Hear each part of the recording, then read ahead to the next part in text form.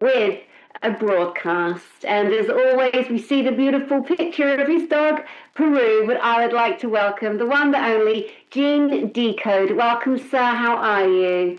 Doing good, Dani. It's nice to meet you, and thank you for having me on your platform.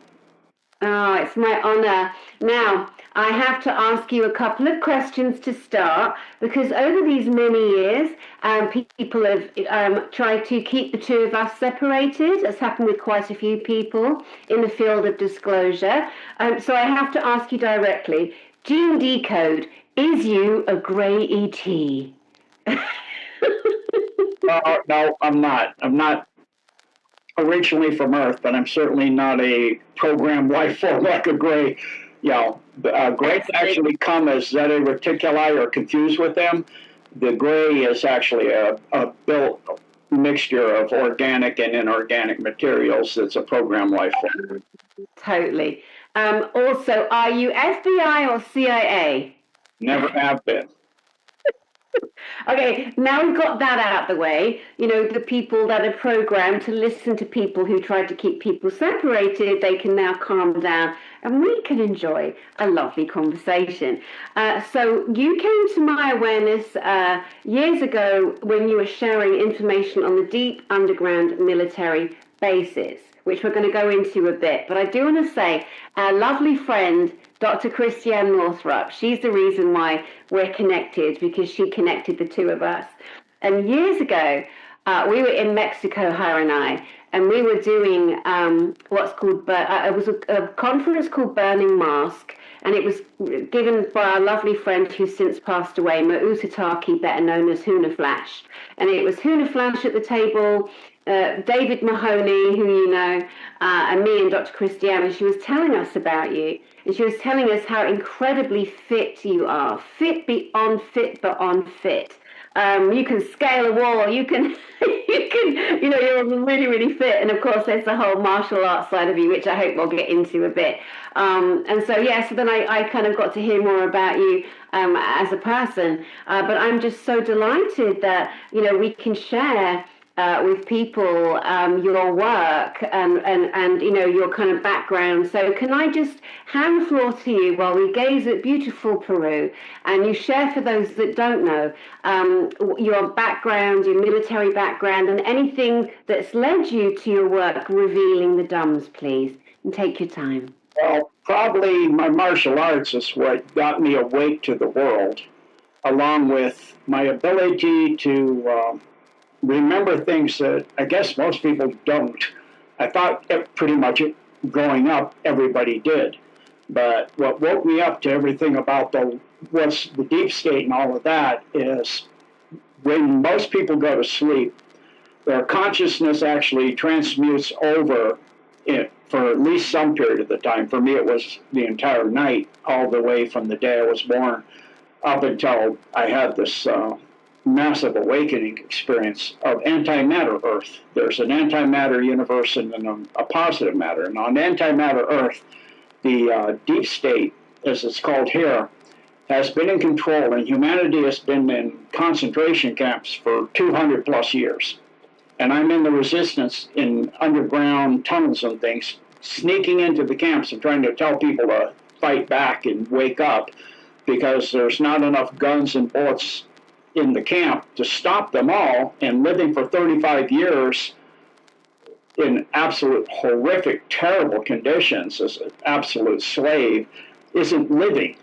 You're just surviving, and you don't really have a life. They don't have names. You have a number. You don't look unless you're up at anyone, unless you're spoken to. There's no laughter. There's nothing. Parents don't know who their children are, vice versa.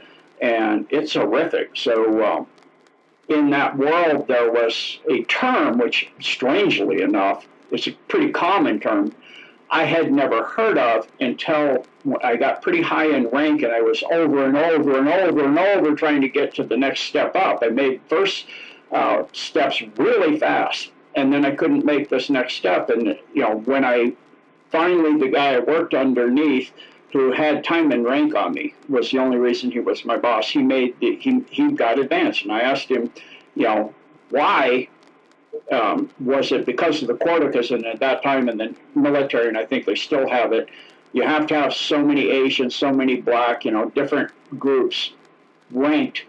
And I said, is it because of the quota? And he said, yes. And I said, is it the other guy in the other building, which he made the next step above him, the same case? Because, I've talked to the people that works for him, and they said he's an idiot, and the morale's terrible, and the guy knows nothing. So how did he make it? Is it the same reason? They said, no. And he said he's in this group. He named it, and I'd never heard that word on this earth. It was on antimatter earth, and it was a word of absolute terror. And we didn't even see it in the tunnels. And so I was just like, whoa. And I froze, and it felt like somebody poured a bucket of ice water down my back. And so from that point on, I asked him what it was, and he said it's a Black American group, or a black group worldwide, secret group. And that's the opposite of what it is essentially here. But I said, as I started investigating, I go, well, I guess because that's antimatter earth, it's the opposite here. But in the process, I was trying to prove, because on that world, I know where all the material were kept before they destroyed them. So I was trying to prove it wasn't true here, that there wasn't a secret society in charge of everything on Earth and owning everything and controlling everything. And so I immediately went to the Supreme Court Law Library. I was in Hawaii at the time, went downtown Honolulu, and went down in the archives in the basement, and they call it the tombs. And I had a clearance so I can get into stuff that most people can't get into, showed my ID and all that. And that was on a Friday, and I researched it till Sunday evening, nonstop, no sleep, nothing. And the guy that worked there kept coming back, clocking me in because he had to go home and the whole place is locked up, and I'm in there. And he'd come back the next, Saturday, come back Sunday, and he's like, "What are you doing?" "I'm having a nervous breakdown." I had huge books and ledgers, and the funding and the budget for the United States for many, many decades all over the place, making all kinds of notes and drawings. And he goes, "What about?" And I go, I'm not 100% sure yet where I am in this, but if it's true, which it looks like it is, I didn't want it to be.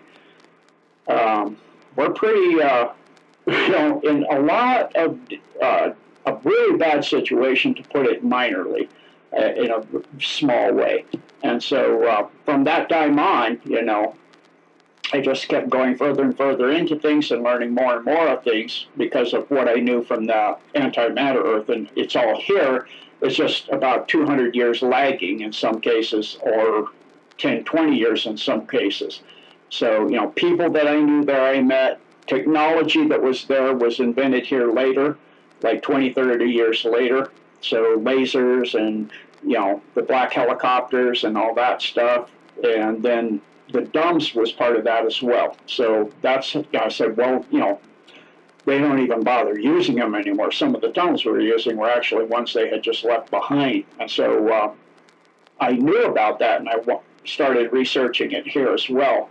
And being in Hawaii, King Kamehameha actually had secret tunnels he used to get from one side of the island faster than paddling around the outside of the island. And people thought he was a god because he could just show up on one side and then the other side way faster than should be humanly possible. And so he was using lava tube tunnels that that's Princess. I think it's Kapiolani's palace represents it. There's a stairwell that goes underneath from east to west and over from north to south under the building, and it represents how those tunnels run. So I actually went down to Kaina Point and found the tunnel, the big, huge lava tube that comes from Kaina Point and goes out all the way at the other end through Diamond Head. And it's got a huge steel grate. It's big enough to nearly fly a 767 into. It is massive. And then I found the other tunnels later on as well because of, the way I am of rock climbing and backpacking and just bushwhacking through things. I would go up the coal loughs and literally go down the ridges with legs straddling the ridges till I could get down to a valley and go down valleys. It's amazing if you do that. It's phenomenal and exciting, and you find things that people haven't seen in sometimes 50, 60, 70, or 300 or 400 years.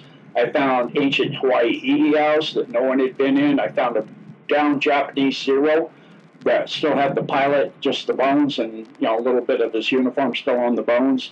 Really? Yeah, and I'm sure I'm the first person that had ever happened on that plane. So, and in the process, I found about the DUMBs, and then I started really, really researching into that and everything else. So that's kind of how I got started, through that. And then also, of course, my martial arts dovetailed into that as well, because, I've always been a warrior type person of standing up for myself. And I think people should stand up for themselves and have their boundaries and their rights and freedom and all of that. And so that dovetailed into it as well. So back to you, Dani.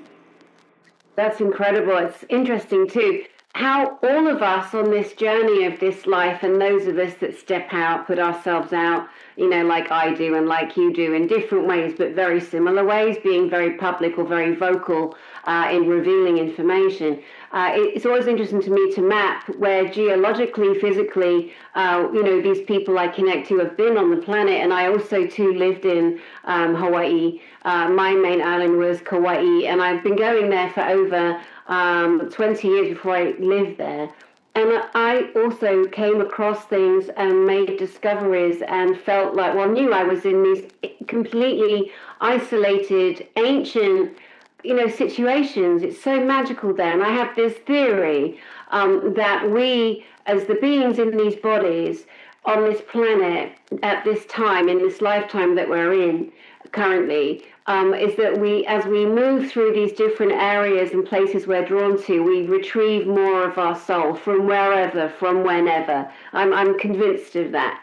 It's just a theory that I have, but it's just amazing to hear. So, okay, so you mentioned earlier that you were in the Navy. Can you help us understand why somebody with a Navy background would be looking at underground facilities? Can you put that together for us? Well, again, it actually came about, from the time when I woke up in 1990 about all this stuff. And I was on my last tour where I retired in Hawaii, and I was working on Ford Island in Pearl Harbor. And, excuse me, the submarines, the ballistic missile submarines, were pulling in, and every lunch I would run the entire perimeter of the island. Just to the edge of the island, it's not a big island, so to have enough, distance in my run, I'd literally run on the edge of the piers on the wood and jump over the bollards and all kinds of things and drop down in some places where you could on the rocks and on the beach sometimes. And so in the process of doing that, if they have an SSBN and it's offloading its missiles, ballistic missiles, that's cordoned off and you have to run way up and around and back down again. And so it was week after week, I kept seeing the ballistic missiles submarines coming in and offloading their missiles. I mean, with one, okay, maybe something happened. But one time you get to the third one, you're going, what are we doing? We're disarming? The U.S. is, and I'm looking at all the intel I can, and Russia's not disarming, and UK's not disarming. Why are we disarming? So I decided to follow a flatbed with two missiles on it. So what I did is I parked at the ferry landing, took the ferry in the next day, and then when I got off the ferry, I ran to my car as quickly as possible so that I could follow this big, huge semi with a flatbed with two SSB and two ballistic missiles on it. And I followed this truck into Halimanu Crater, which is military housing. And those are really tiny. It's not a big crater, and that's a long truck. And it starts going in there, and I'm like, how's he even going to get that thing out of there? Because if you turn anywhere in there, you're not going to be able to get it out. And so I immediately, when I was behind him, not close to make it look like something dangerous, I followed him at a reasonable distance. I drove up on the rim of the crater to look down, parked my car at an overlook, and I was looking down, and the truck drove straight into the side of the crater. I mean, literally into this. There used to be an ammo facility in World War II there, the steel doors welded shut. And they drove straight into the wall of those doors. They weren't open. And they didn't crash into it. And the truck is longer than the width of the crater wall there. And I can tell by the way that, if you're looking at the back end of a big long flatbed and the cab is turning, the flatbed will start to turn as well. It didn't. It was going straight. And it kept going straight all the way until it was gone. And I'm like, your mind is thinking physics, right? If this thing's like over half longer than the width of the crater wall, and the fact it didn't crunch anyway. So I drove down there after about 30 minutes, and I rock climbed. So I climbed up around it, knocking dirt and rocks, and I'm touching. It feels real. The rocks feel real. It feels really solid. I don't understand. So I drove back up on the crater, and I waited until about 9:30 at night, and the truck came out with the flatbed straight out, like he turned around in there, and no missiles on it at all. And I'm like, now I'm really confused, So that was the process of beginning to figure out about the dumps. And then once I retired, I drove all over the country, keeping my eyes open and researching and doing all kinds of things. And, quite a few places you can see things that are incredibly, ridiculously obvious that there's a dome there. Like you'll be out in the middle of a swampy area and there's a huge concrete pillar coming out, and on the top is a manhole cover, and it's way above wherever the water line would ever get, and you're going, yeah, somebody came out here and put a concrete pillar with an access cover, or there's sewage facilities, and there's nothing near here. Or you'll be driving along in the desert, and you'll see a series of power cables that are as big around as a submarine, and like 12 or 15 going straight into the ground. They're turning and going straight in. The ground needs lots of power here. So a dome, you'll see ventilation ducts, kind of like little ventilation things coming out of the ground. Oh, the ground needs aeration. So it becomes really, really obvious. Another one, because I love to go backpacking, and I would see, take with my 4x4 with my Jeep, I'd get way out in the desert. And I would sometimes take, really remote roads on BLM land, Bureau of Land Management, or federal lands that are okay for you to go out and just kind of camp out on. And I would see all kinds of trucks going by all night long. Come night, trucks would be going by. I thought it was going to be quiet out here. Truck after truck after truck after truck. There goes an SUV, a black SUV, a black SUV. Oh my word! It's like Grand Central Station here. It's like I'm on the freeway. It's like parked next to I'm camping near the freeway. It's terrible. And I'm like, where are they going? So the next morning, I get up and I follow the tracks.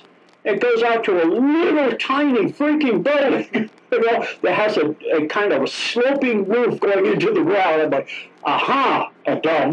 So I just started marking and researching, and of course then going to the information from Phil Snyder and from Milton Cooper, who wrote Behold the Pale Horse and that, and then continuing on from there. And once the internet came available, because when I was in, they didn't have it was just the very infancy when I retired. It wasn't even fully developed yet. So once that came out, then you can do a lot of research and get a lot of information. And then also, because of my connection with God, pretty much anything I ask, I get the answer to it. So, or somebody shows up. And I've had people show up that are talking about things that most people don't believe are real, like the Philadelphia experiment. I met 2 people that were on the ship because I wanted to know if it had happened for real. And so I was giving a talk in Capilani Park at a HIV fundraiser to raise money for a treatment. And since I'd done all the research and I knew 16 cures, I'd get up, after they had that, everybody, to all the main speakers talk. Anybody have anything they'd like to add? And I'd raise my hand. And, because I thought people suffering would want to know. And by the time I got done talking, of 2,000 people sitting out in the grass, there's 5 or 10 people sitting there. And so usually a few homeless people and that, we're sitting listening. And this one homeless man, my third time came up and he asked me, he goes, "You're interested in all kinds of esoteric stuff. Would you like to meet a guy off the Eldridge?" I said, "Absolutely."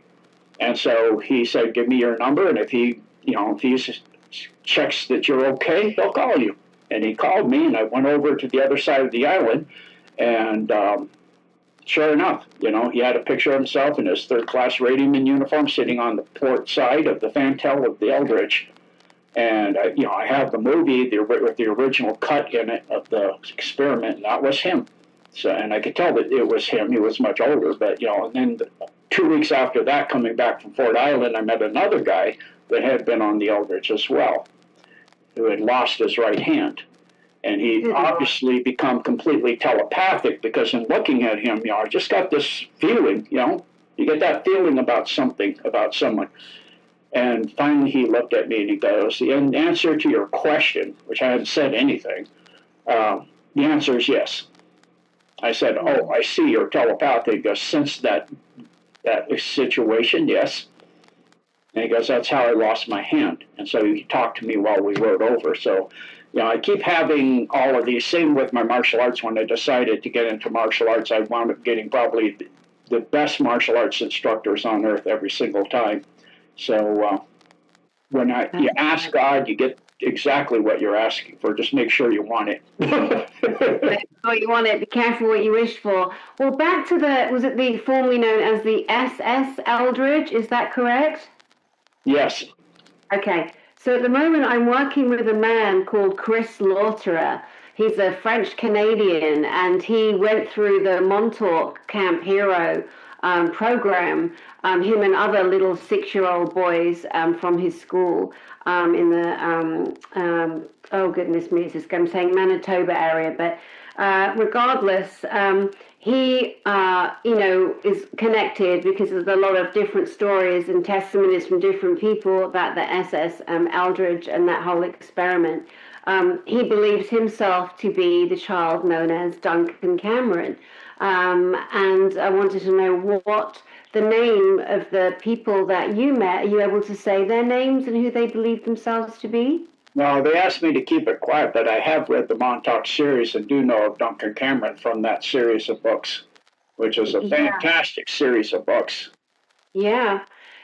So I'm working with Chris. He's another kind of survivor of a situation where he passionately, deeply is trying to share his story. So right now I'm supporting him. And then a couple of weeks ago, it's Brad Olson, Laura Eisenhower, and JP, all friends of mine, went to Camp Hero and took some video.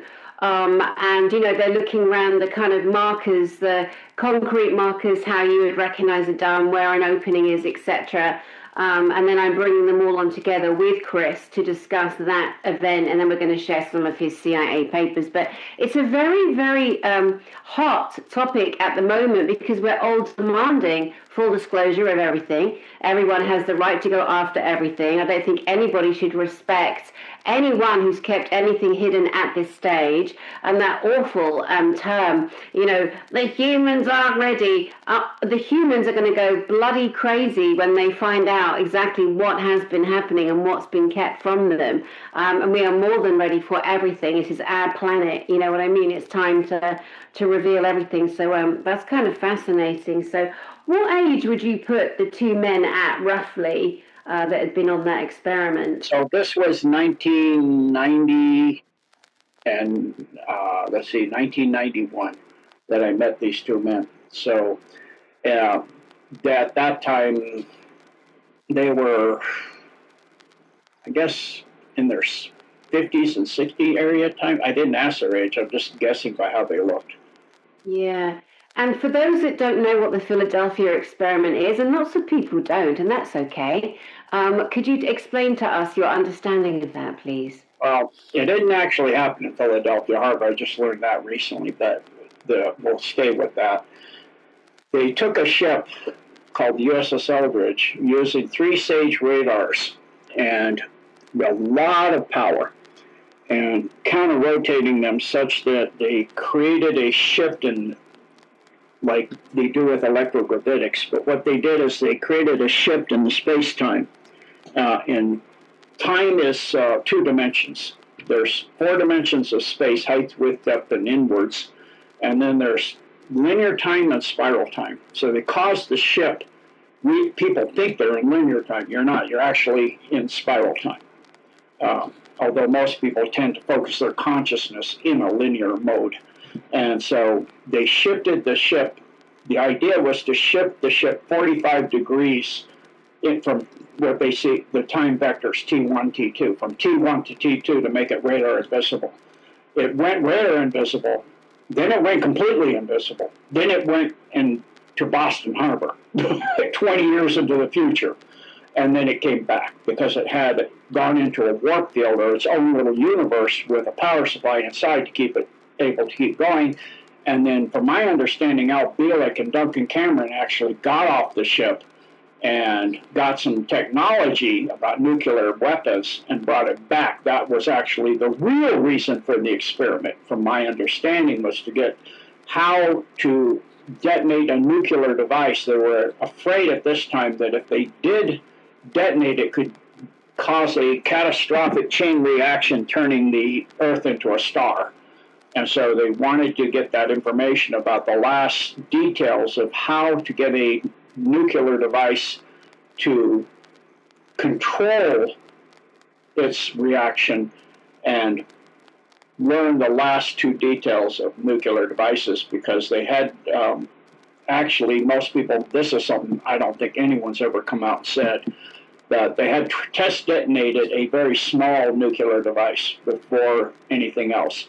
And it had a nuclear yield, a big mess of nuclear radiation, but nothing else. And so that was the other concern, is it wouldn't work at all. And so what they brought back is that nuclear energy, nuclear blasts, have 3 requirements to create an explosion, not just supercritical mass. It has to have coincidence and concurrence with the ley lines and energy structure movements of the magnetism on Earth. You have to be on a ley line that runs north to south, and those are static, and most major cities are on them. Tokyo is not on one, so that's why they didn't hit Tokyo. If you're going to hit a samurai nation, you think you'd hit your main population center. Well, that's why they didn't. They hit Hiroshima and Nagasaki, and they didn't hit them on the same day. Again, if you're fighting a samurai nation, you'd hit them over and over and over. You wouldn't stop until they surrender, or you obliterate them. So they did it on different days because the ley lines are moving from east to west. There's lines that come out of the equator, and they split negative and positive fields. And the negative field, as opposites attract, goes towards the South Pole, the North Pole, which is actually the Antarctic. And then the positive goes to the north, what people call the North Pole, which is actually the negative pole of the Earth. And so as those ley lines of the static and the moving line cross, you have to detonate the device precisely within 1 second degree of arc north, south, east, west, and 1 second within 1 second of that cross. So that's why they were doing, you would think with all the nuclear testing they've done, you see it goes boom, and you see how much, 1 megaton or 100 megaton or whatever, or 100 kiloton, you know what it does. Okay, now we got fusion, we tested that, okay, that works. Hydrogen bomb, okay, that works. At a point you get, okay, what's the point anymore? Okay, we did it underground, we did it under the water, we did it over the water, we did an airburst, we out in space. Okay, we've got it down. Why do you keep going? The reason is they're figuring out all of the different precision of the ley lines of the Earth and the movements of the moving lines that have come out of the equator. And so that, from my understanding, is why Duncan Cameron and Preston Nichols actually got off the Eldridge and then got back on, was to get, and that's really the cover story, was radar invisibility, or a side product, so to speak. Like you get in martial arts to learn self-defense, and then as you're in, it becomes a side product of what it really turns out to be about. Oh, wow. That's incredible. Something you mentioned earlier when you were reporting on the truck that was carrying their arms, you said SSBN, was that correct? And what does that stand for? SS as in submarine, Okay, SS means submarine. Ballistic is the B, and N is nuclear. Thank you. Good to know. And I'm sure that somebody, because I felt like we left that hanging out there, so we want to obviously nail as much as we can. How are you so informed on the ley lines and the way they have to point northeast, southwest, for example? And we know obviously the crossing point, that's where a lot of the churches are built today. They took down the original temples because, you know, they know that's the most powerful part, the point of power. And so much has been covered up and taken from us. But how do you know? Where did you get that information yourself? Well, actually, it was researching history. Like you, I was interested why churches were built, where they were, castles, why certain satanic rituals are done at certain places, why the pyramids are where they are, and all of that. So I researched and learned about ley lines, and then once I learned about the domes and see the same thing, they're building domes on ley lines. And so it has to do with energy and power and production of energy and all of those things all tie together, especially if you're going to do something like CERN and you want to open up a portal to a parallel Earth. In that case, you need to be on a very pivotal congruence of ley lines to be able to do that. Not just a super collider is going to do it sitting anywhere. It has to be on a line where you can open a transdimensional doorway. And so that's why CERN is built where it is. And, you know, these are key things. And then there's a lot of works that I read in regards to that. So, you know, looking into ley lines and researching all of this for a long time. Yeah. No, I really appreciate that and value that feedback. Thank you so much. And I'd already written down CERN, you know, and because obviously looking at the ley lines and the testing and the explosions, etc. And then, you know, that we know this harvesting of energy. We know that these people, you know, who use science as their kind of facade, but monstrous, horrific, non-persons, soulless ones, who, you know, create these experiments. You know, CERN being one of them, the collider, trying to split the atom, or so they try to pass it off that way. Why do you think there is a statue? I've seen it, I've looked at this, of Shiva at the front of CERN, the building? Yeah, that's because, again, you're trying to tap into frequency, and that determines the frequency of the earth you're trying to tap into. They wanted to bring demonic beings and fallen angelics and all kinds of things here. And Shiva is the destroyer. With Vishnu, I believe, is the other Hindu god. They're supposed to dance a dance called the Tandali that brings about the destruction of the world, which is exactly what the Cabal wants. They wanted a thermonuclear war, go in their domes and have all their seed banks already stocked and all of that, and come out after everything was gone and inherit the earth, and after they've wiped out of everybody else on the surface and everything else on the surface of the earth. So that's what they wanted. So they actually did ceremonies in front of that statue for that reason, to set those energies in place. Satanic dances and satanic sacrifices were done as well inside the facility.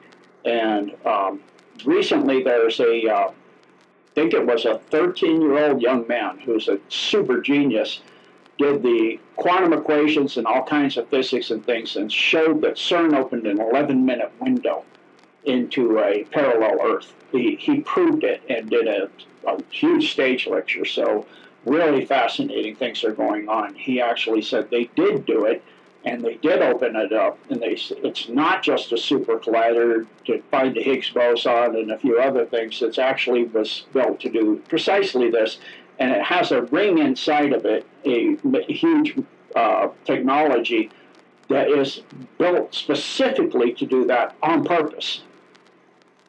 Yeah, absolutely. Just going back to the Shiva, there are some people think that is a representation of Ea or Enki, one of the Anunnaki gods. What are your thoughts on that and your information on that, if any? Well, Enki and Enlil are two of the Anunnaki, or those from the stars that came, as it's translated, in the Sumerian times. And they're a species of tall, red-haired six-fingered, six-toes beings that are about 8 to 9 feet tall usually, from a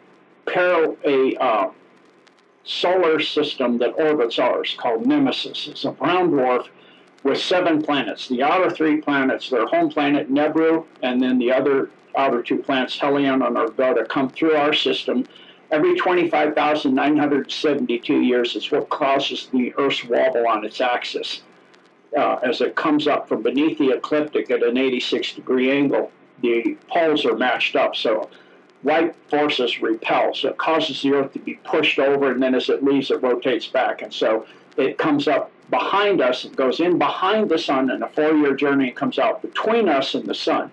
It didn't originally do that. It originally used to come out between Saturn and Jupiter, but the Orion Syndicate changed the orbit so that it would create a change in the Earth's axis and misalign the pyramids that were creating an energy grid so that they couldn't come on Earth.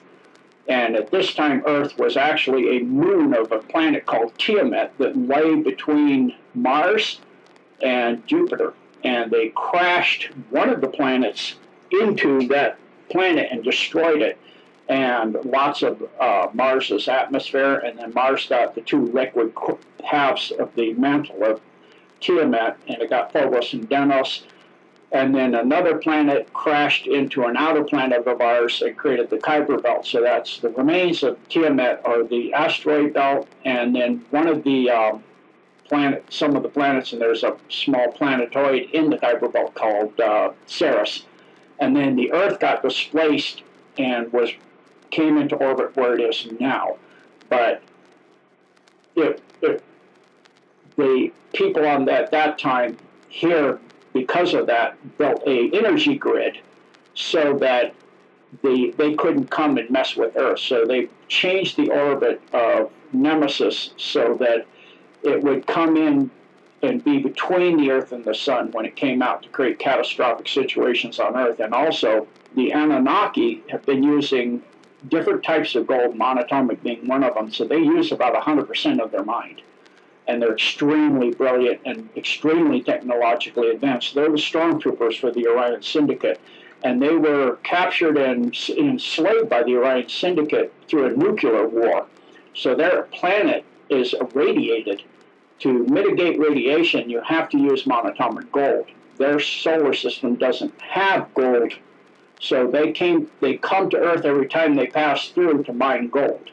And of course, being very advanced and looking at us as less than them, essentially ants or vermin, they decided to make us mine the gold. So they built these huge microwave devices on Earth. You can see them all over Africa. They look like a flower, just like the little tiny microwave you have in a microwave oven generator system.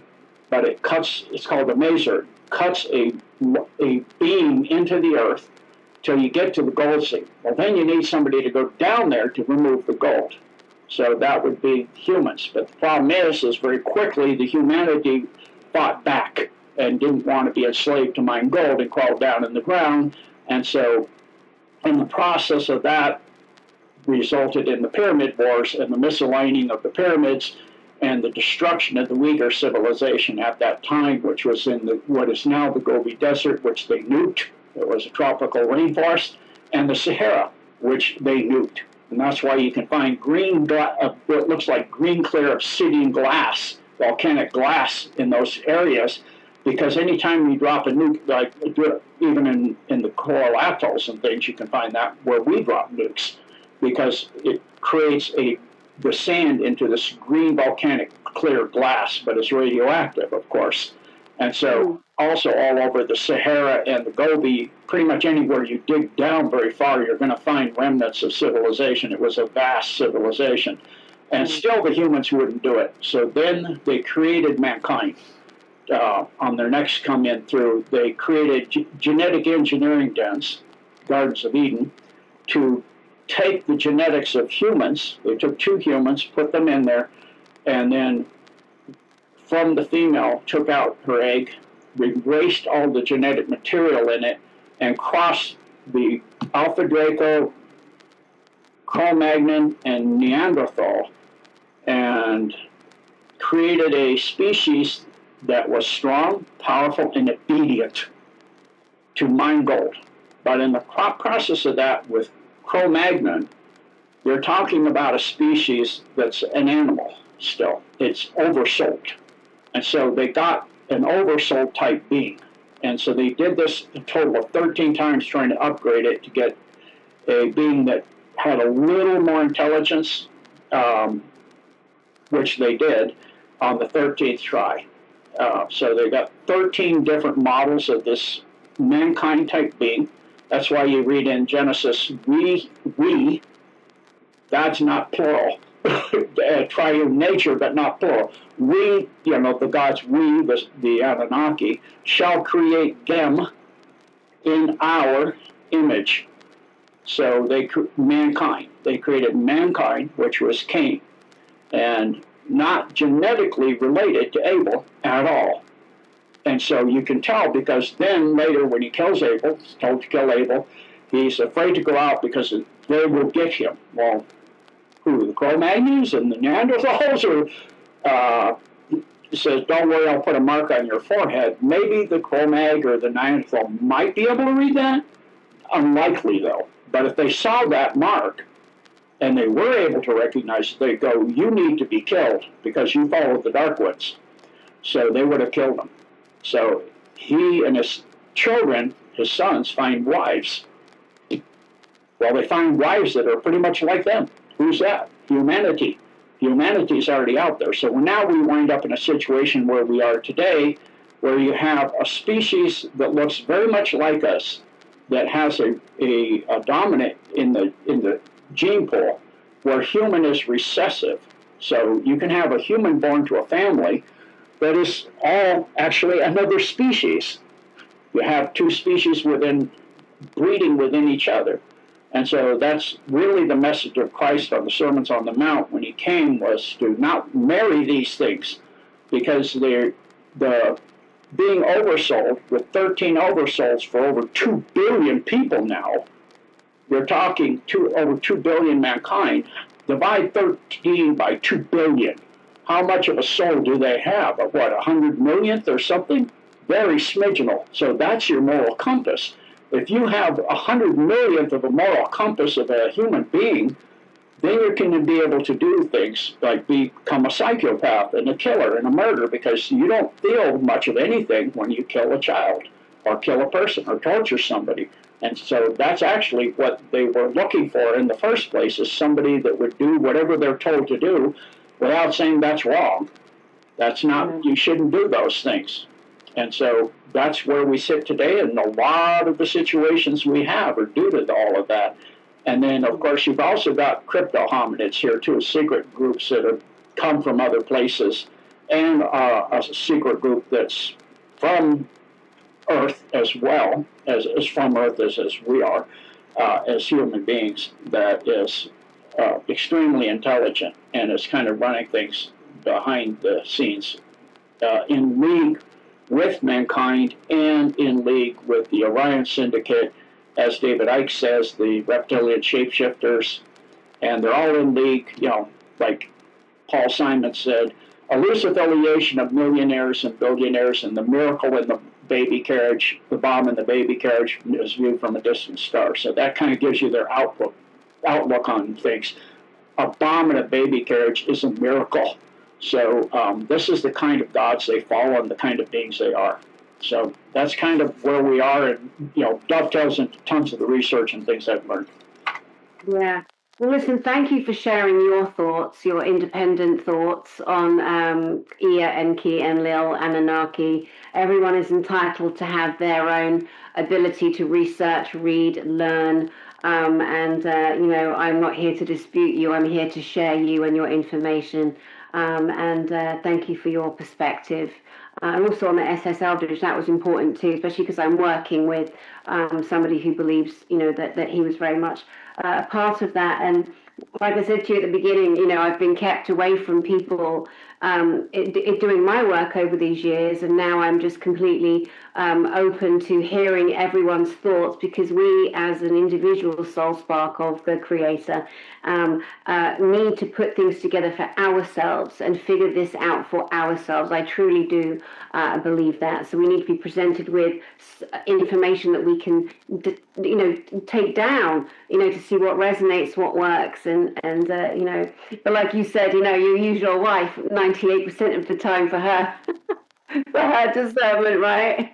Yeah, so, I will say that a lot of people look at one or the other, Inky or Enlil, as a good cop. It's a good cop, bad cop. They play good cop, bad cop really well.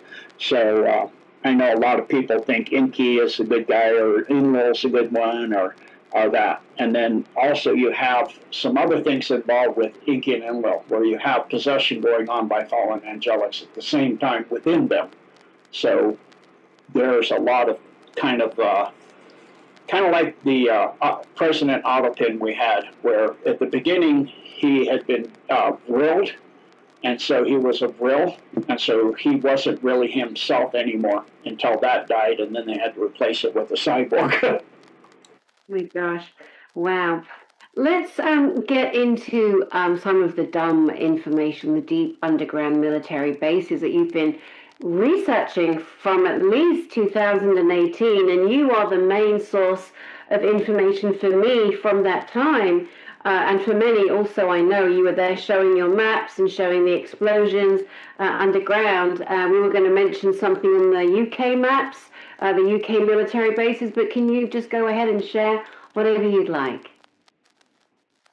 So I just finished editing this out. It's not been proofread and edited yet, but it's the updated version of the UK dumps. And I have to preface the UK with the fact that you have underground facilities going back to the Roman Empire, going back, they go under Hadrian's Wall, go under the Channel, go to France.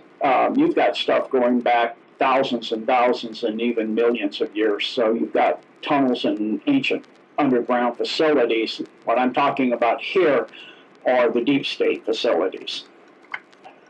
So with that, let me go ahead and, I'm sharing the Word document. Let me go ahead and pull up the PDF. It'll read nicer. I'll pull that up just a second. Give me a moment, please. Yeah, no, take your time. No, I'm really pleased to be able to have this information and share, because it's an extremely important aspect of current happenings.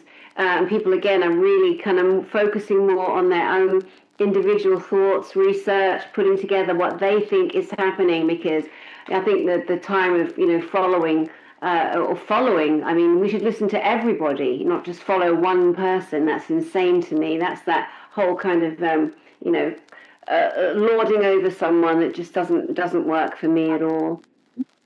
So, of course, there's your flag. Mm-hmm. Oops, a little fast. So, and there's essentially what the UK is. You have Ireland, Wales, Scotland, England, and Shetland Islands. And so the primary facilities, I'll just kind of, I don't know how much time you want to read this whole thing, would take a while, but it's interconnected by tunnels. All of the dumps are interconnected by tunnels of various types, including maglev, which are magnetic levitating trains that in a vacuum tube that can go in Mach speeds. And, they're saying like 4 or 5 Mach, that's old. That's 17 now. I know that sounds insane to people. And then they have tunnel systems like at some of the facilities that can actually go off-world through a portal. So they have those like at Area 51 and at Dulce and some of the other ones. So Bent Wanderers, Rindleshram Forest, it's a 48-3 type base. And Peter Paget, I don't know if you know of him, talked about it in this video, in this YouTube. and he went into what happened at this dump. It was a nuclear stockpile, and the ET-3 craft came down and neutralized it by turning the plutonium and the uranium into iron, liquid iron, and it ran down, and it required an extensive cleanup. The liquid iron cut down some trees, it's hot burning liquid iron, and so it dripped down onto the ground and ran through the trees and had to be carted off. And it was still somewhat radioactive, so it was a really messy situation.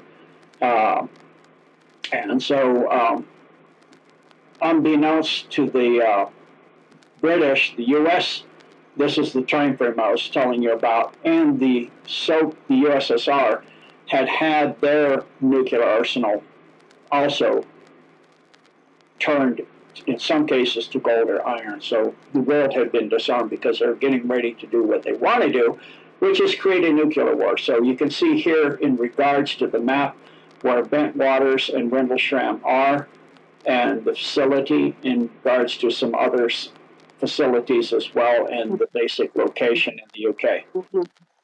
There was a name on the other page, Miles and his bases project, Miles Johnston. So I know him. He's coming on my channel. He's coming on my channel next week. He's been working a long time in disclosure. He's an Irishman. He makes me laugh. He's a great character, and he's done a lot of work over these years. So interesting to see. Awesome. I'll have to catch that. And now you can see the interconnection of the facilities here that work with Bentwaters. So you have Woodridge, Waterbeach, Lakenheath, and Lakenheath also now I've learned has TR craft underneath it inside the anti-gravitics. Yes, go ahead, Dani. Guess what? So at my last conference in Eastbourne, England, here where I'm living, in England. So the town of Eastbourne, which is over the sea. So on my conferences, we always do a sky watch, because there's craft everywhere. They're there the whole time now. And there was over 2,000 people out on what we call the Wish Tower Hill overlooking the sea. And we're all there, we're calling in the craft, we've planned for at least 2 to come over, and they're there. And then at one point, and it was beautiful, this military craft came over. Of course, most people think it's a UFO, but we knew it wasn't. We knew it was a military craft. Alex Collier said it could have been a TR-9.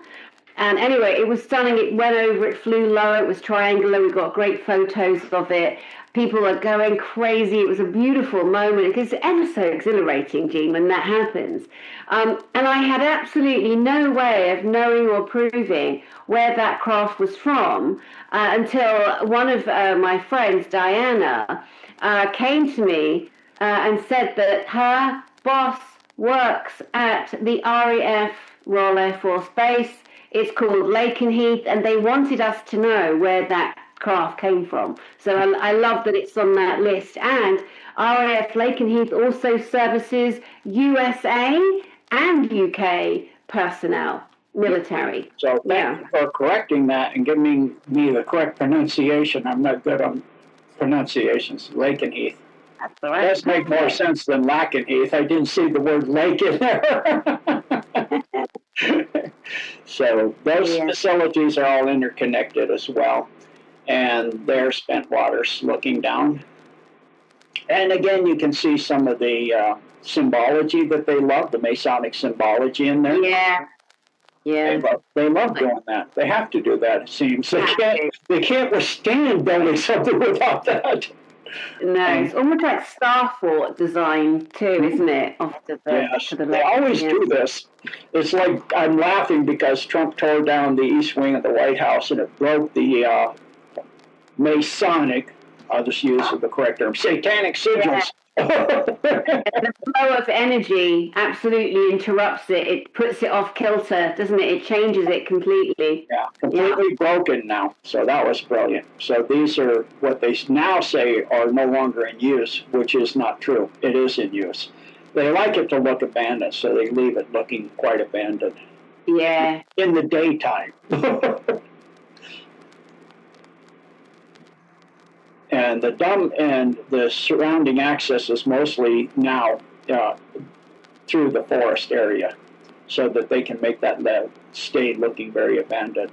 There's also a graze, in this case I'm referring to, is that a reticuli, not the program life form base, attached to Lake and Heath and Bentwaters. God. And in that facility, it's was, until it's been cleared by the Alliance, used to create Mark Alter. It was a ninth circle child sacrifice for achrome harvesting and organ harvesting. Okay, so a ninth circle facility, and this is Bentwaters specifically you're talking about. Yes. Okay, may I ask how you know that? That's put out by, what was his name?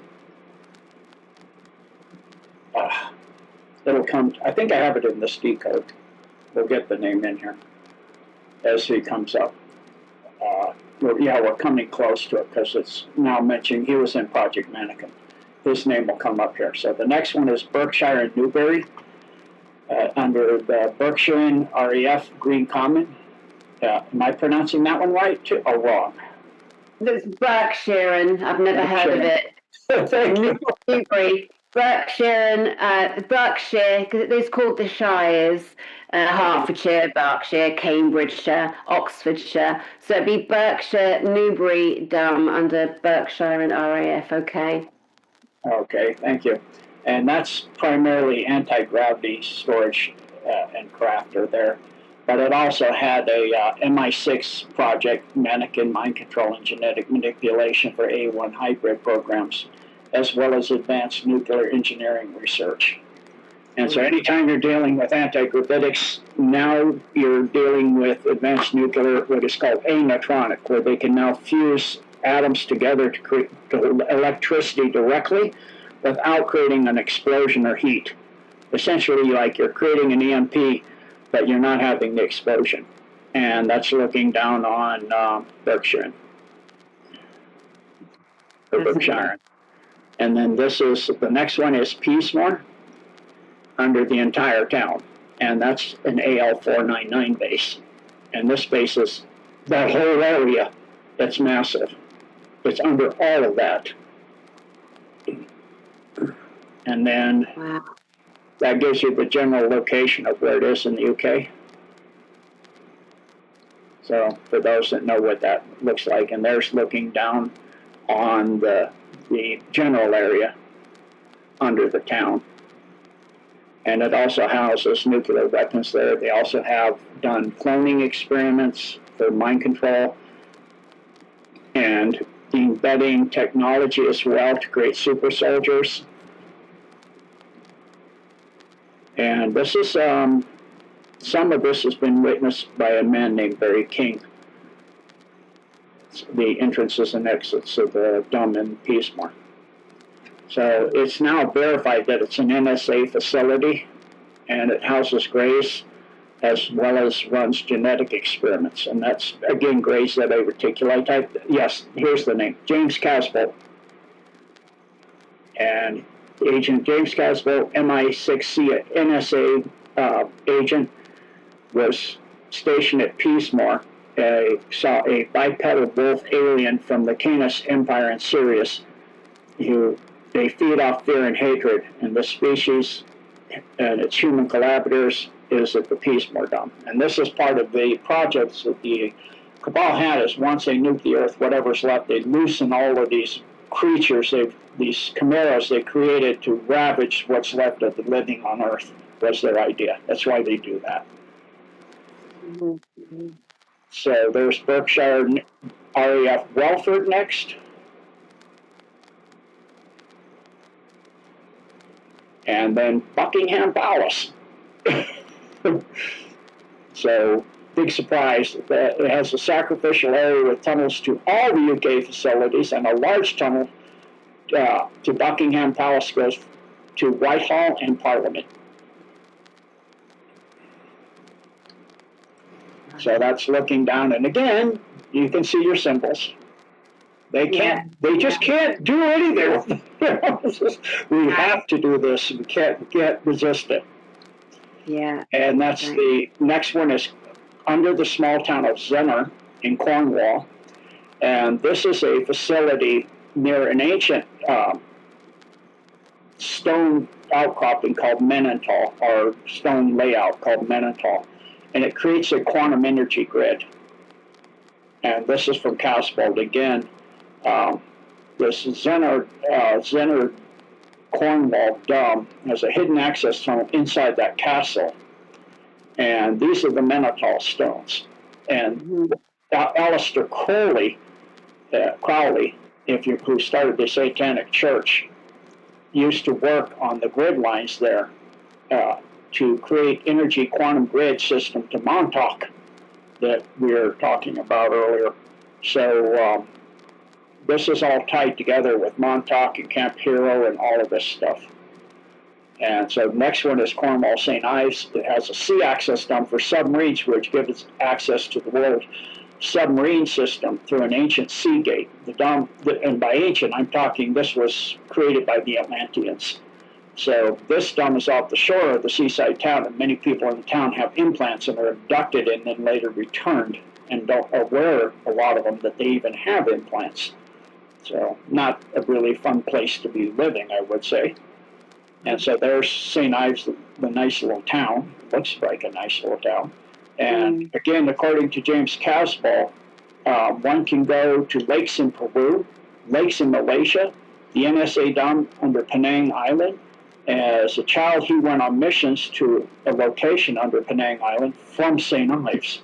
And the death of a celebrity in Zenner was, at that time, attributed to Aleister Crowley's conjurings and his satanic rituals.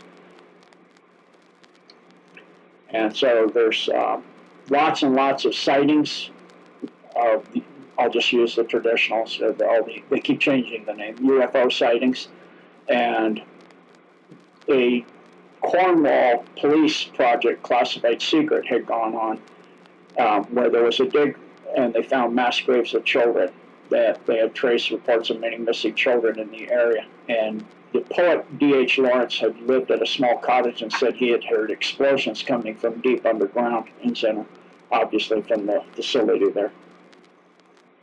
Wow. And then we have Cornwall, UK, the Carn Cottage, which is where Aleister Crowley spent a great deal of his time. And this is all interconnected with tunnel systems. So this looks very remote, but it's not because of the underground tunnel systems. It's abandoned now. This one is not really being used for anything. I don't know anybody that would even want to go in there. So it has a close connection to the Zeta Reticuli and the reptilians and Satanism, of course, because of what Aleister Crowley was doing there.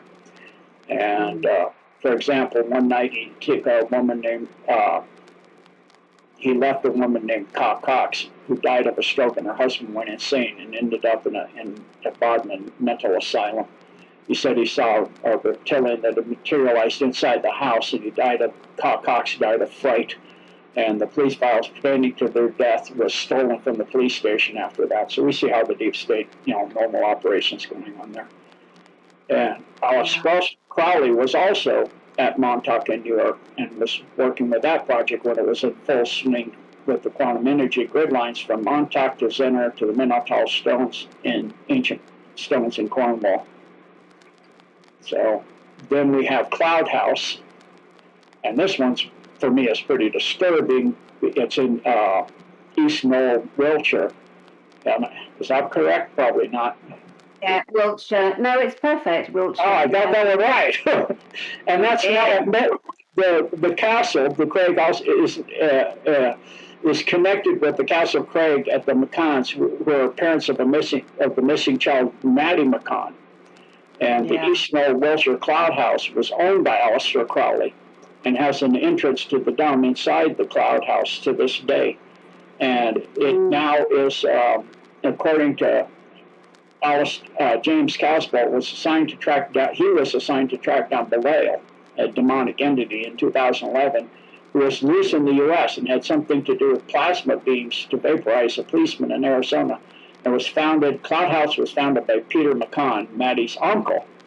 And according to Caswell, at the time, the dump facility at Cloud House, clones were destroyed and shape-shifting aliens, we know who those would be, take their place and infiltrate human society. So they get top dignitaries and replace them with shape-shifting aliens. I guess they have to come in contact with the person to be able to shape-shift them. So Cloud House is now, this is the disturbing part, an addictions treatment facility for the UK royal family. Yeah, that makes sense, though. So rather disturbing. So people, specifically the royals, sponsored by Prince William, Kate Middleton, Duchess of Cambridge, in other words. Her husband, Prince William, Duke of Cambridge, expected to become king. Of course, that didn't happen. Then we have what we were talking about is Lackner at Suffolk. This is a monsoon facility, Monsoon 1. It's 70 miles northwest of London, 25 miles from Cambridge. It's completely run now by the U.S. Air Force Liberty Wing and coordinates with Sandia Labs in New Mexico. So you're talking high-level anti-gravitic craft. You probably thought things like the Aurora class and those things here. Then we have Liverpool itself, which has miles of tunnels beneath and chambers for child sacrifice, egg crumb harvesting, satanic sacrifice under the Metropolitan Cathedral, which is a full of Masonic symbology. Another area is underneath the Anglican Cathedral, and it also has the typical Masonic flooring and all of that. So here's the Metropolitan Cathedral, if you know your symbology. Yeah, it's so hideous, isn't it? I can't stand that. The sight of that building gives me the heebie-jeebies. Yeah, that thing is laid out satanic as heck. Yeah. So, yeah, I would think it would give you that. It would certainly make my skin crawl being near that thing. Yeah. Gross. And there's the Anglican Cathedral. And that has tunnels connected to Buckingham Palace and all that other stuff. Then London itself is full of underground tunnels and a dome under it, too. It is a CLC-1 base and under Westminster and Parliament. And this base has an area for demonics and sacrifice, practicing sacrifices. It has an intricate maze of tunnels under the entire city, expanding out of the city area. Primary access is under the new Victoria Tube Line, with many under the others, such as the Intercontinental Hotel on Park Lane, Buckingham Palace, Hyde Park Tube Station, which has an access to the maglev systems, with tunnels to stations to the residence and offices of Downing Street. This includes the offices of the Prime Minister of the United Kingdom and the Chancellor Executive and all the Doms and Wells in Ireland. Downing Street was built by George Downing between 1682 and 1684. You can see him there. Who was a spy for Cromwell and King Charles. So of course he's got to build tunnels. It does it. It does it. There's 10 Downing Street. And James Caswell said that underground parking garage go down the elevator. There's a tube system that goes into the dumps there. It has an access there to a stargate to a planet in the Sirius star system. Mm-hmm. And you can find more information on that at this link right here. Oops, sorry. I didn't even touch you to do that. I just moved the mouse. That link right there. Yeah. And then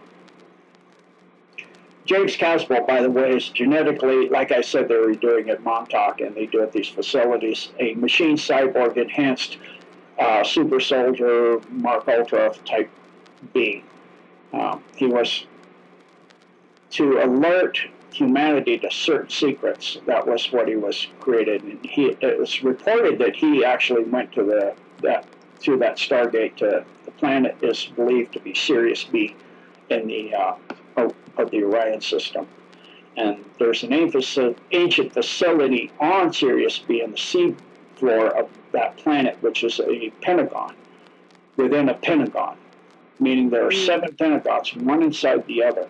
And the Pentagon in Arlington, Virginia is an exact replica of the ancient Pentagon on Sirius B. that's why it was built that way. And AI controls this facility, and it was doing an experiment to see which race had the greatest survival dynamics on this planet. That's what on Sirius B. It took people from different planets to see which one would have the greatest survival of all of those.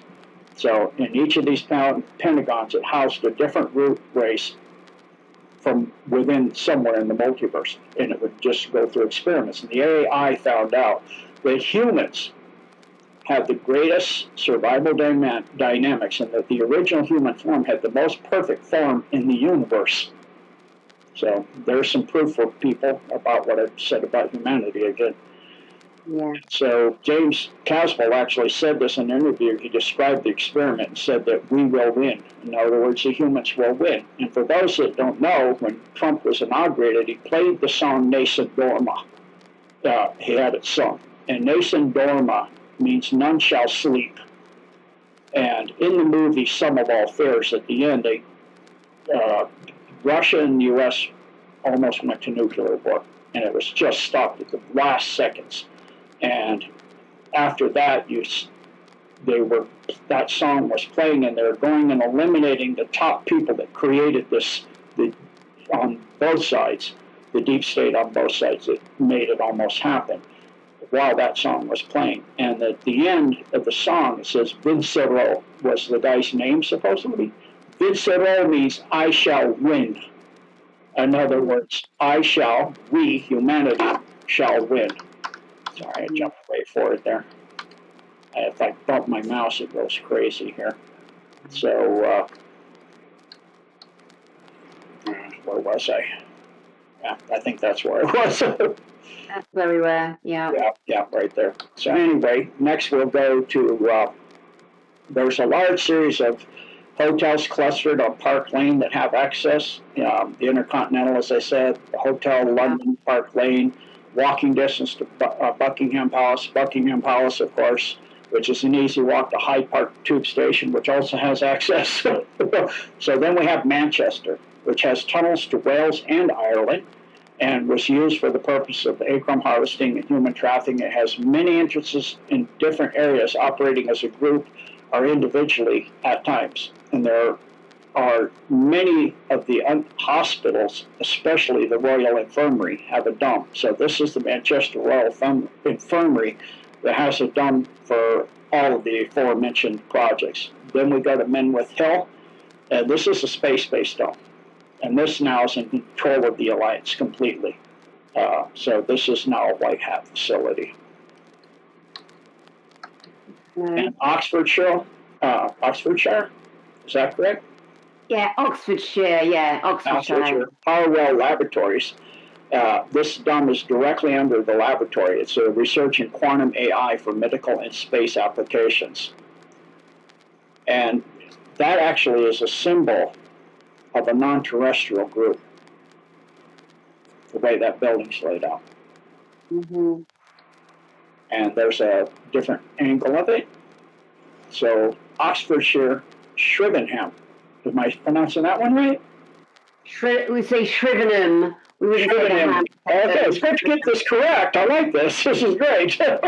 So the Watchfield Military Science College Defense Academy Institution has tunnel entrances and facilities under it. The Shrivenham Dome and tunnels are located between Shrivenham and Watchfield in the southern west corner of Oxfordshire, Vale of the White Horse. So again, you can see your symbology again.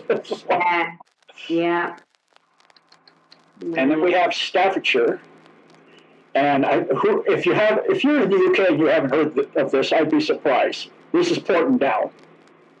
And this has a vast history of testing chemicals on humans and hybridization research. It's one of the most secretive establishments in the UK. It's the headquarters of the Defense Science. It's kind of like DARPA for us, the Defense Science and Technology Laboratory, DSTL, and it sits on the outskirts of an unsuspecting. I don't think they're unsuspecting English military at this point. If they're unsuspecting, they got to be brain dead. It's like, or maybe they were exposed to it. Yeah. Wow. I mean, every movie I've ever seen, the locals of that little city do. Right. So Porton Down has 6 levels going underneath it, including hybridization, Project Mannequin, which is again Mark Ultra Super Soldier program, testing on humans of chemicals and all kinds of, inbred hybridization and Chimera and all that other stuff. There was, of course, many conspiracy theories tied to it. I wouldn't say they're theories. Porton Down is the center of research into chemical and biological development, as well as the testing and procurement of scientific technology to enhance the UK's military and public benefit. Yeah, what public? Yeah.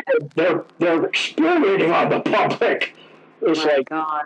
yeah, it's like this is how they always do it. I mean, we're here for your protection. Thanks for all protection. Go away. Exactly. Oh God. Yeah, it still has chemical and nuclear storage. A nearby neighbor was going through the woods and he found an iron plate digging in the woods for something or other. Who knows what? Of course, that's an escape hatch, and he opened up a ring and then opened it up, and it led to tunnels to modern Porton Downs. It was like I said, you're out in the middle of nowhere and you find a big, huge grate in the ground. I know swamps where there's a pillar of concrete coming out 10 feet up above the highest water with a steel grate on it. Same purpose. Mm-hmm. So a lot of these tunnels for Porton Downs are extremely old, going back to the Roman era and even to Atlantis and even earlier than that. Then we go to Strange Ways Prison, which is a Mark Ultra facility. And it's under the prison. And most prisons, especially high-level, dangerous people are put, have Mark Ultra facilities under them in the world, everywhere. So in its over 100-year history, it has had a lot of riots and prison breaks and all this. So this is the prison here you're looking in the picture there. So it's due to what they're doing. So you can see from these links, go look at those links and you'll find out a lot about this prison. And you put research into that prison is quite sordid and quite disturbing. And they've done a lot of terrible things there. Then we go to Westminster and UK Parliament.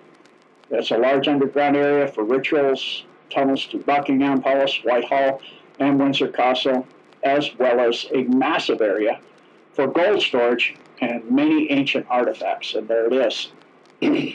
So you've got massive stores of gold under there. At least until they started bringing it back to Fort Knox, because Trump said he was going to go look at Fort Knox. Right. Yeah. So maybe not now. There was. A lot of really ancient artifacts are stored under there. A lot of artifacts of power. Mm-hmm. And then we have Whitehall Palace, the large underground area for rituals, refuge with large tunnels to Buckingham Palace, Windsor Castle, UK Parliament, and Balmoral Castle in Scotland. And there's Whitehall again. Mm-hmm. And then we go to Wiltshire, Corsham. I'm sure Wiltshire. Is it Corsham? No, Wiltshire's perfect. Wiltshire, Corsham, yeah, computer centre. Oh, okay, computer center. Of course, it's a dub, which holds the blackmail to all the officials of the world. So it was tied to the war in Israel that they bombed, the Iranians bombed. It's another backup system. They love backups, and so. Oh yeah. Yep. So they've got all of the blackmail, all the stuff from Epstein and Branson and all of that stuff there. It's supposed to be one of the best kept secrets. I don't think so. If I'm talking about it, it's not kept very well. So it's an active government bunker located at Peel Circus in Corsham. The above ground site consists of nothing more than a doorway into a mound of earth, as you can see.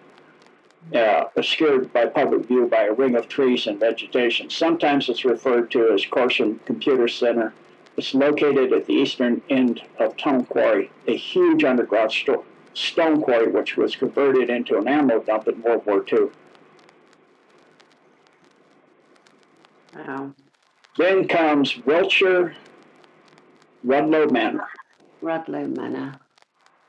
What is it? Rudlow Manor. Okay, thank you. This is underneath the Royal Air Force RAF base, formerly RAF Box.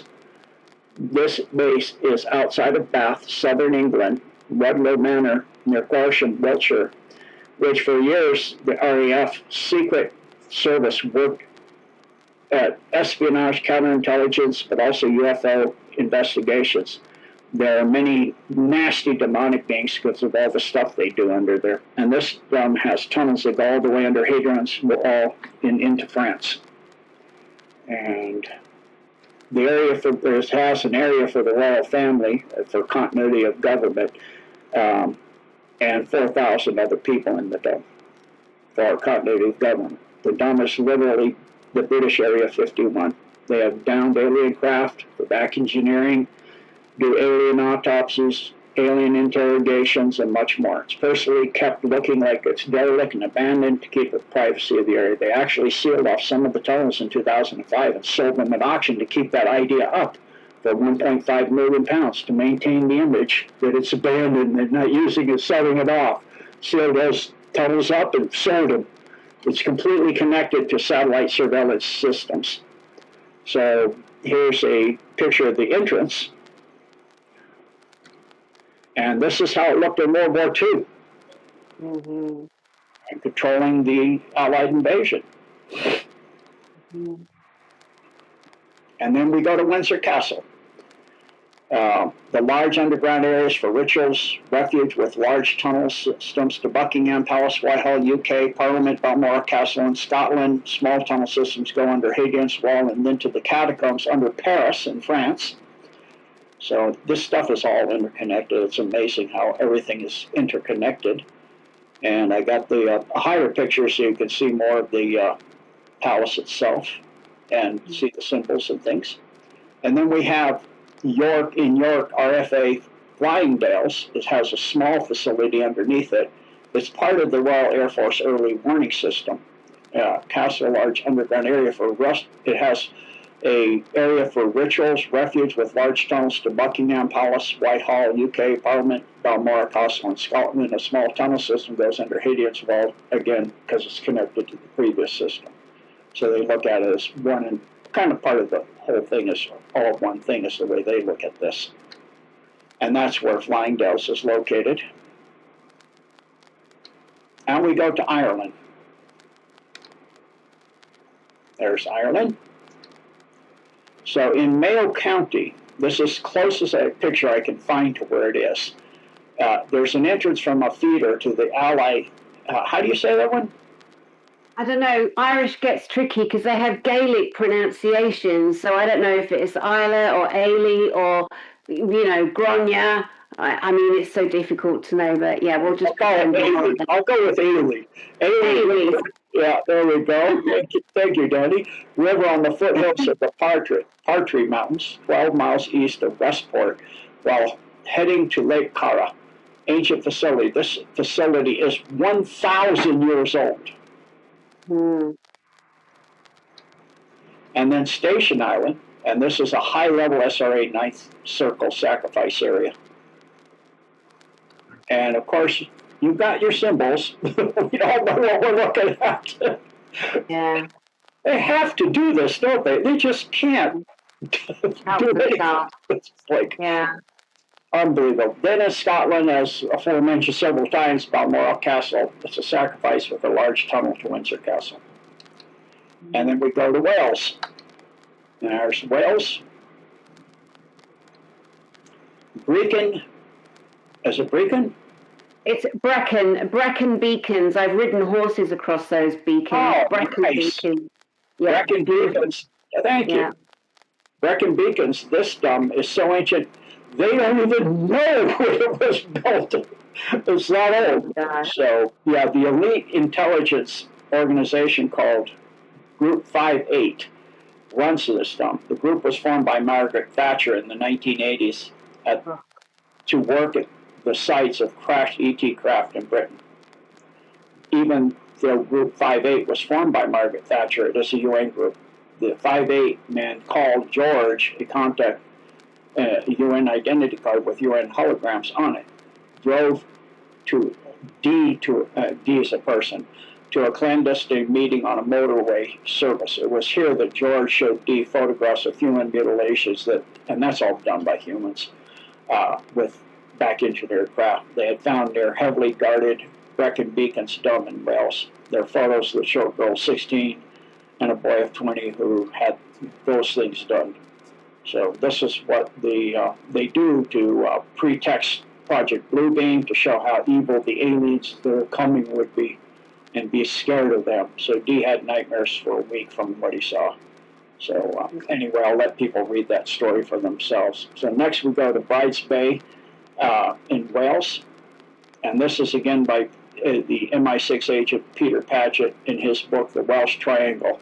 And he reports that aliens have set up a base beneath Stack Rock at St. Bride's Bay, and I actually do know that one is actually correct too.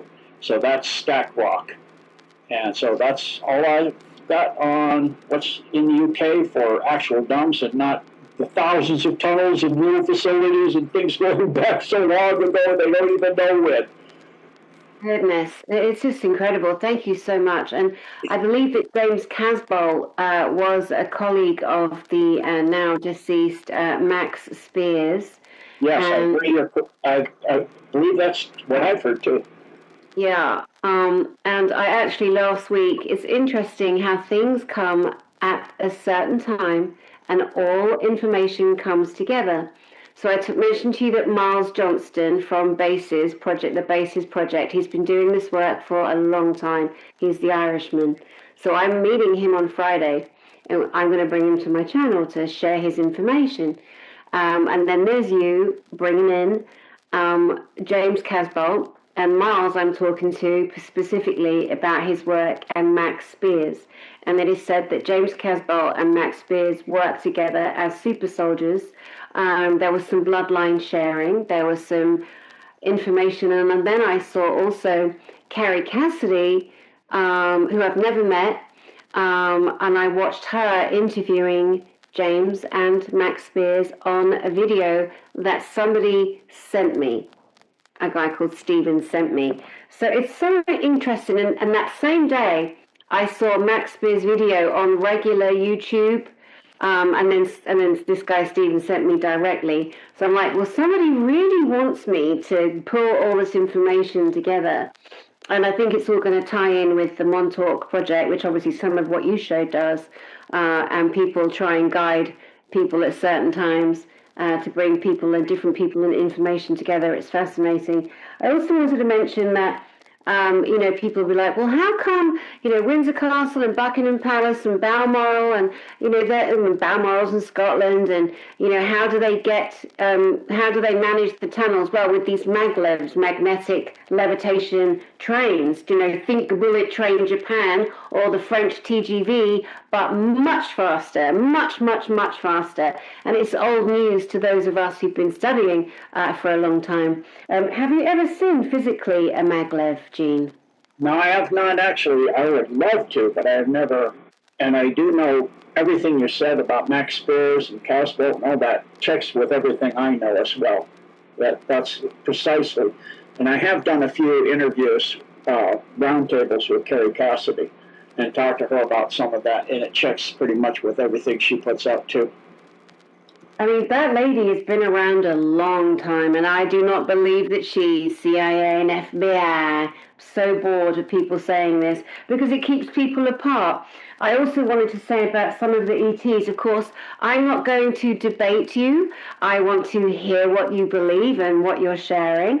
We all have individual information we've been given. I've been given information that says the Draconis or the Draco and the Sakaar reptilians are no longer here. I've been told that the Mitra and the Zeta Reticuli Grey ETs and a couple of others in Naboo from the Orion system are also not here. I've been told that they are not doing mutilations, experimentations, cannibalistic, rituals.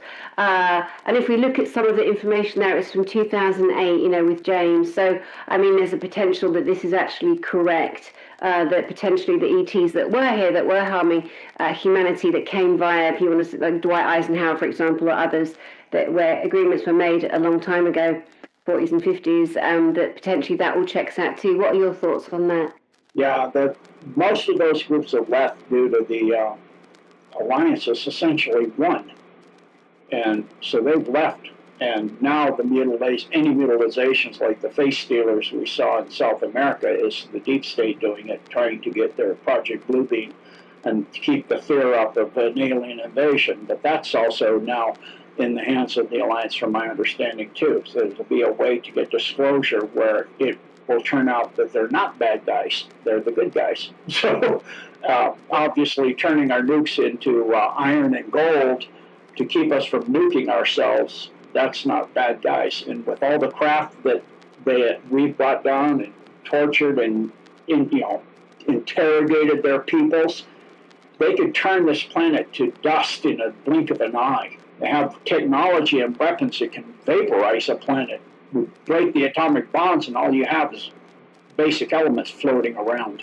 So they don't go across billions and millions of light years in a blink of an eye and be all that aggressive and terrible and evil. The ones that are the low-level ones that are not advanced and not in that, the bad 4% in the following galaxies like the Milky Way, the Orion Syndicate, and that's the vast minority, and most of that's now under control too. And our solar system was in quarantine to protect that from coming out of here. What's left on Earth from flowing back out into the universe, because most of the universe, that war is done in most of the universe. All of those groups, the Maitri and all of that, they're quarantined in their own little solar system now, way out on the edge of the universe, and there's the war, the fallen angelics, all of that's done everywhere except on Earth, and it's to keep that done and sealed in here. So human, which that's why the AI analyzed and found that we're the most survival capable, and that's why they went after us. And so now we're in the process of winning that war. We're very, very, very close. 80% plus is actually close to 87% now of the dumps in the world are, and that's a massive thing, because I mean, I personally know of over 340 in the U.S., and I'm always learning more. Like I've learned now that Area 51, Dulce, the Four Corners region, all the way up under Lake Mead, all the way up large parts of Nevada, Arizona, parts of Colorado, is one vast underground city, very deep down, an ancient facility. So there's all kinds of craft. And David Blair, in interview with Dr. Sala, had talked about the ancient ship that had crashed into the ocean, into the sea, that was there at that time near White Sands. And it was in the sand, and then when they built the facility there, they found that craft. And then that craft worked with David Blair, and he became the vessel for its consciousness till they came and rescued it. Could be part of what Three Eye Atlas is all about. So there's so much going on. We're in such an amazing time. So it's just fantastic to see all this coming out. Back to you, Dani. Yeah. Oh my gosh, it's David Adair, and God love him. I'm getting him back on my channel soon with Emery Smith. I had David Adair speak at my conference last year in Colorado. I love David, and I agree with you. I think myself, my independent thought is, because when you with someone like David Adair, and you can feel like you and I can feel things in people, right? And you can feel Pithalam, you can feel this other energy frequency with him, and she is feminine and he is a male, and you can feel the difference in the pulsing. And I spent time just hanging out. Oh, he's so funny, honestly. He's got such a great laugh. I've spent 2 hours on the phone on a Friday night with David, not to mention obviously speaking at my conference and also here on my channel. Yeah, he's beautiful. And I think the Three-Eye Atlas, I do believe that there is an intelligence, a plasma being similar to what David has living with him. And her name is Pithalum, that lives with him. Her name is Pithalum. Yeah, so I think that too. I agree with you. So, well, this has been really lovely. I've looked forward to this, and I'm so glad we did it, and I'm so grateful to you. And I know that people are going to be really happy to see you here on my beautiful channel. And those that have never, heard of your work in any kind of great detail will obviously have something else to think about.